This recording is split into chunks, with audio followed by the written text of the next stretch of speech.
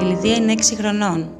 Έχει σοβαρή ψυχοκινητική καθυστέρηση λόγω προορότητας. Η Λιδία γεννήθηκε 6 μηνών και μόνο 600 γραμμάρια. Αυτό το παιδί παλεύει για τη ζωή του πριν καν έρθει στη ζωή.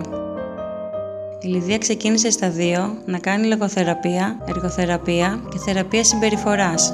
4 χρόνια μετά, πάντα με τους ίδιους θεραπευτές, η Λιδία περπατά, μιλά, έχει βγάλει την μπάνα και τώρα στα 6 προσπαθεί να μάθει να τρώει μόνη της.